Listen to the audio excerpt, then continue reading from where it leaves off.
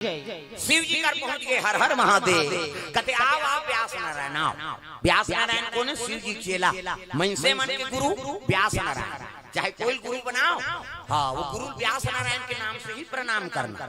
मन से मन के गुरु व्यास नारायण, देवता मन के गुरु बृहस्पति, राक्षस मन के गुरु शुक्लाचार्य और तीनों गुरु महागुरु शंकर जी। प्रेम से बोल दुर्गा मैया की जय। अब व्यास नारायण पर चेला है हर हर महादेव का आओ आओ व्यास नारायण का दुख धरा दे महाराज। वो त्रिशूल तरत नहीं है न वो लड़का पैदात नहीं है। 11 साल 11 महीना बीत गए, ये का दुख धरा दे। प्रेम से बोल शीतला मैया की जय। नारायण कथे अरे ऐनी शिव जी कहे लगे ले ले वो त्रिशूल भला बला दे। वो त्रिशूल आवाज लगाए लग गए भोलेनाथ महाराज। पीना का त्रिशूला पीना का त्रिशूल और तुरा चले आना, तुरा चले आना, पूरा दया कर, पूरा दया कर, काम को बनाना, काम को बनाना, पूरा दया कर, पूरा दया कर, काम को बनाना, काम को बनाना। आए हंस जाए बरहे काली ये जीवरा तोर मन के नोहे। आए हंस जाए बरहे काली ये जीवरा तोर मन के नोहे। आए हंस जाए बरहे काली ये जीवरा तोर मन के नोहे। आए हंस जाए बरहे काली ये जीवरा तोर मन के नोहे। तोर मन के नोहे जी, तोर मन के नोहे, तोर मन के नोहे जी, तोर मन के नोहे। आए हंस जाए बरहे काली ये जीवरा तोर मन के नोहे। आए हंस जाए बरहे काली ये जीवरा तोर मन के नोहे। आए हंस जाए बरहे काली ये जीवरा तोर मन के नोहे। आए हंस जाए बरहे काली ये जीवरा तोर मन के नोहे। प्रेम से बोल दुर्गा मैया की जय। सुंदर बिना त्रिशूल आवाज लगाई तो 11 साल 11 महीना ड्यूटी दे है वापस आए लगेगा। ऐसा शिव जी कर कहा थे भोलेनाथ काबर बला लेगा बिना मर्डर करे नहीं आते हूँ कहा था। शिव जी कहते औ गाड़ी खावा पे साधु कर तोरा सन 50 सन त्रिशूल जही तो वो जीव कहीं नहीं कर सके काबर। वो तो अमर कथा हो सुंदर है और अमर हो गए थे मर सकते तो काबर शिव जी भेजे त्रिशूल ला मिठू योनि दुनिया को उद्धार नहीं कर सके। प्रेम से बोल दुर्गा मैया की जय। ठीक बात में कौन मानी तब बड़े भाग मानु सत्ता न पावा और सुर दुर्लभ सब ग्रंथ न गावा। सब तन में उत्तम तन मानव तन बताए गए एक से कि मानव तन धारण करवाए बार शिव जी पिनाक त्रिशूल भेजे रही। अमर हो गए थे जीव मर सकते किसे तो शिव जी का कैसे ज्ञान नहीं रही से लेकिन लीला करे बार है नहीं। हाँ अरनिमा तक गर्भ हम पहुंचाए बरो त्रिशूल भेद। प्रेम से बोल मैया की जय। त्रिशूल कहते हम आजानंद महाराज हम मर्डरेज करबो कहा था कहते तोरा सन 50 सन शक्ति जही ते वो जीव आत्मा के मर्डर नहीं कर सके। प्रेम से बोल दुर्गा मैया की जय। ले अब व्यास नारायण जाए पैदा जही जा मोरा आशीर्वाद किसे आशीर्वाद की ताना के व्यास नारायण का 11 साल 11 महीना बीत गए, 1 महीना हो गए पूरा पूरा 12 महीना है नहीं। 12 साल के लड़का प्रसव आ सकते जवान लड़का थे। प्रेम से बोल दुर्गा मैया की जय। व्यास नारायण कहते अब कही तब कही कला ही 12 साल पूरा पूरा अरनी मैया प्राण छूटो छूटो होते कैसे करा। तब व्यास नारायण डॉक्टर बुलाए लगे। डॉक्टर कहाँ डॉक्टर देवलोक के डॉक्टर अश्वनी और कुमार। प्रेम से बोल दुर्गा मैया की जय।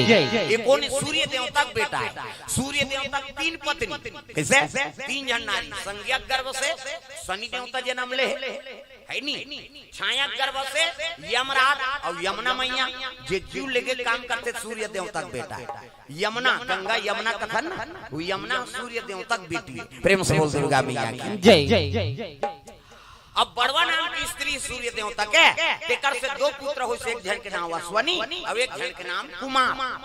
हाँ अश्वनी कुमार का बेटे के नाम सही लागते लेकिन अलग अलग है अश्वनी और कुमार। उमन देवलोक के बैठ जाए। हाँ उमल पेरा सीटा उससे सूजी पे धेर नहीं लागे ओकर हाथे में कमाल है अश्वनी कुमार छीटी त तोर बुखार उतर गई। प्रेम से बोल दुर्गा मैया की जय। ऐसे बा अश्वनी कुमार मतलब आवाज लगाए लगे कौन व्यास नारायण महाराज अश्वनी कुमार और तुरा चले आना तुरंत आकर ऑपरेशन कर जाना तुरंत आकर ऑपरेशन कर जाना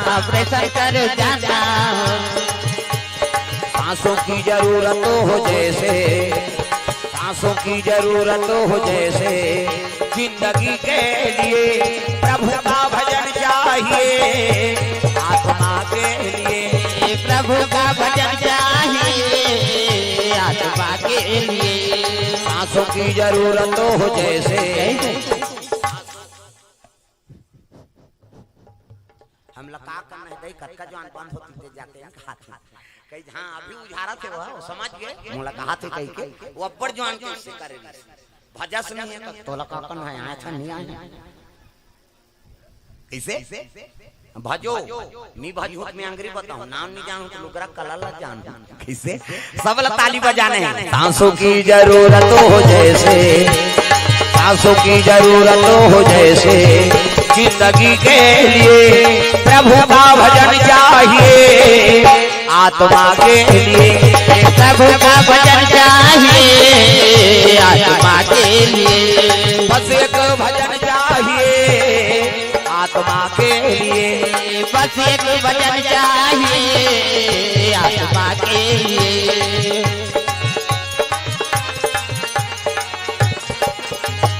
प्रेम से बोल दुर्गा मैया की जय सुंदर अश्वनी कुमार दोनों जन आगे अब खेल लगे व्यास नारायण ला प्रणाम महाराज कथे आओ कैसे याद करे हो कथे देख न महाराज 12 साल के गर्भवती है नहीं अब प्रसव कैसे आई हाँ अश्वनी कुमार मन कथे ऐसने केस तो एको नहीं आए यार हमार कर 10 महीना ज्यादा 12 साल के गर्भवती है नहीं हाँ ये केछवा जार हो भैया ऐसा नहीं तब 12 साल के गर्भवती सब हाल बताइएगा कैसे ऐसे अब ऐसे दान ऐसे कैसे गोलान डम जी ऊपर के भैया वो मिट्टू पिलाए तेला मारे बार जी पिना की चुल भेद अब वो मिट्टू आव है नी अरनी गर्भ हम प्रवेश कर ली अब वो नी निकली दादा वही 12 साल हो गया गर्भवती है मोर पत्नी प्राण ल बचा ले महाराज प्रेम से बोल दुर्गा मैया की जय अश्वनी कुमार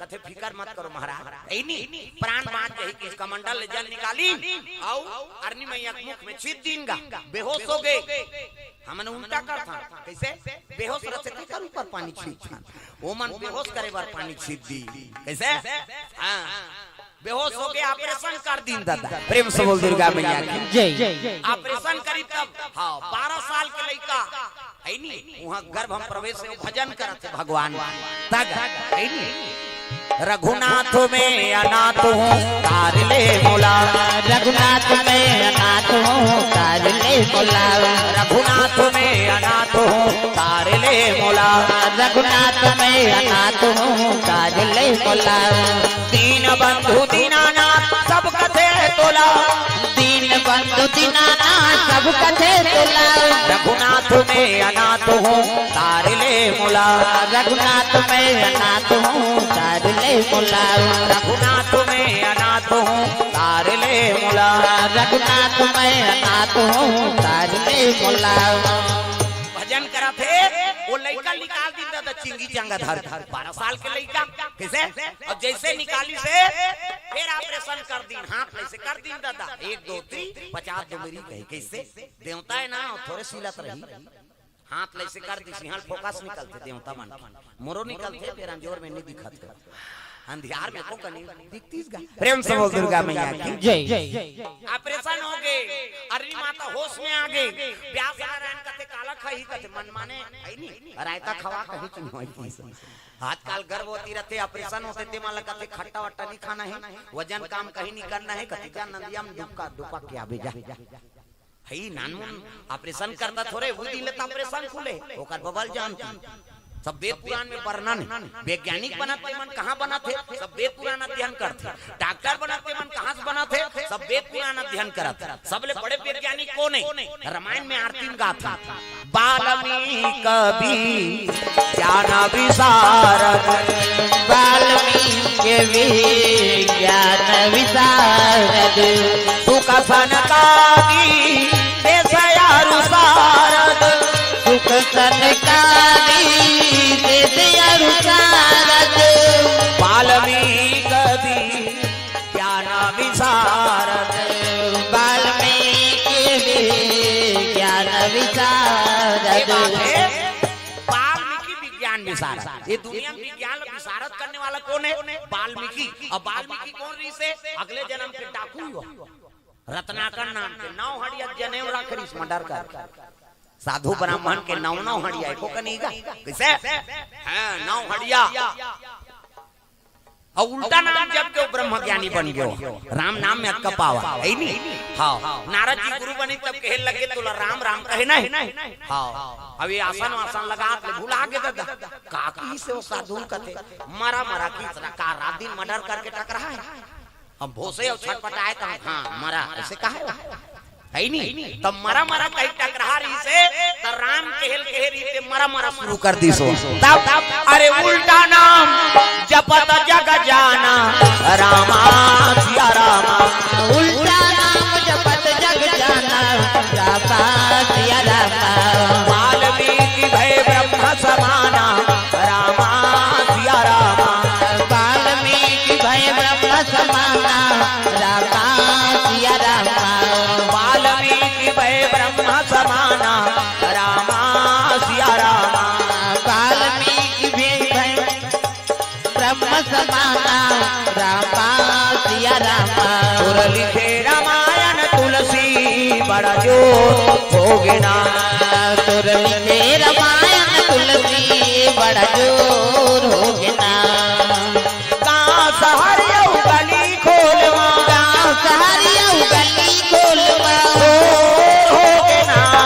सुर लिखे रामायण तुलसी बड़ा जो होगे ना, सुर लिखे रामायण तुलसी बड़ा जोर होगे ना, सुर लिखे रामायण तुलसी बड़ा जो होगे ना, सुर लिखे रामायण तुलसी बड़ा जोर होगे ना। प्रेम से बोल दुर्गा मैया की जय। हाँ ऑपरेशन कर दी, हाँ निकाल दी लइकल का अश्वनी कुमार मनंतर ध्यान और लइकल तपस्या में बैठे हैं। हाँ हमार कथा सुने हैं जैसे वो लइकल हो सैसनी खड़े होके 12 साल के लइका और नार फूल और में सट में खान में टांगदारी से नार फूल थोड़े सी ना है 12 साल के लइका है। और प्रणाम करे लगे माता ला प्रणाम। हाँ माता प्रणाम पिताजी। हाँ प्रातः काल उठ के रघुनाथा माता पिता गुरु ना वही माथा, सबले बड़े देवी माता है और सबले बड़े देवता पिता, ओकर आशीर्वाद बिना भगवान के काम नहीं हो सके। प्रेम से बोल दुर्गा मैया की जय। भगवान सन जन्म लेते माता पिता प्रणाम करे और आज हमारे पावनी पर्व तब दाई दादा के गुरु के तब हमारे जीवन में कल्याण हो सकते नहीं हो सकते। कैसे आजकल बड़ विचित्र है, बाई आते तो हम दही भुला देते आदमी, बाई आगे तो दही भुला आगे दही कहा रात दिन खासा था बेटा ये को सूजित लगा रात भर में मर जावे। अभी साइकिल पंचर है तो बिहनिया ले घूम कहे और देव कर बाई कहां देख चल ना जी वहां से आए। हाँ चल बैठ रिंग टूटे कहीं टूटे देखे जाए दही मर जाए बाइक फरमाइश पूरा हो जाए। मैंने कहा था बाइक बात मत मानो कहीं के, बाई तो जीवन संगनी है ओकरो बात मानना है, लेकिन माता जिया थे तब तक तो ओकर सेवा कर दे। कैसे दही दादा मन चाह बरतर साथे बेटी को मन खोली पुसार के खपूरी रोटी झाड़ता ओतकी जो आरो थे महतारी बेटा बुढ़ा डाल के सहारा होई के रे ते तो मोला चाह बरतर सादारा था देखल बेटी बेटा करते हो कहीं रोती से ना तो समझ जाओ बेटा बहुत जीवन सुंदर नहीं। और जे मन दई दादा सेवा नहीं करा थे उसने बेटा मन वहां चिकमी की बांध के वह चंद्रहासनी जही चलो बुलावा आया है माता जा महानदी पूर्व में मारबे उधर कैसे वो तिरस्कार करते वो दुर्गा काबर 9 महीना तोल कोख में राखी, अपन प्राण सोच के तोल पैदा करी, अपन निखा खवाई पियई, बढ़ा बढ़ा दी जहिजात के मालिक बना दी, बर बिहाव कर दी, तेकर ते नहीं हो सके त 9 दिन पर वो दुर्गा है तेकर होबे गेट आउट रे उधर जा कथे हो कैसे तो दुर्गा का आशीर्वाद पाना है ना। हाँ तो माता के चरण सेवा करना पड़ी और माता आशीर्वाद दे दी तो हम जम्मो देवी देवता आशीर्वाद दी। प्रेम से बोल दुर्गा मैया की जय। हाँ तो माता पिता का आशीर्वाद लो, माया शीश दे दे हो तोर शरण में आयो मां आशीष। भजो में देवता चढ़ा दूं मोलनी लागे नवरात्रि पौरात्रि सब देवता लोग मन धर के घुमा सब ताली बजाना है, दादा मन झलो माता मन झलो जोरदार है नी। तोर से हारे मदाई दुर्गा मालनिया, तोर से हारे उताई दुर्गा मालनिया, तोर से हारे मदाई दुर्गा मालनिया, तोर से हारे उताई दुर्गा मालनिया, तोर से हारे मदाई दुर्गा वो मालनिया वो भवानी हारे मदाई दुर्गा वो मालनिया, तोर से हारे उताई दुर्गा वो मालनिया वो भवानी हारे उताई दुर्गा वो मालनिया, तोर से हारे मदाई दुर्गा मालनिया, तोर से हारे उताई दुर्गा मालनिया। सतयुग में तय सती कहाए शिव शंकर के नारी, सतयुग में तय सती कहाए शिव शंकर के नारी, सतयुग में ते सती कहाए शिव शंकर के नारी, सतयुग में ते सती कहाए शिव शंकर के नारी, भस्मासुर ला भस्म कर डारे फिर जग राखे न्यारी, तोर से हारे मदाई दुर्गा मालनिया, तोर से हारे उताई दुर्गा मालनिया, तोर से हारे मदाई दुर्गा मालनिया, तोर से हारे उताई दुर्गा मालनिया। दुर्गा मैया की जय। सब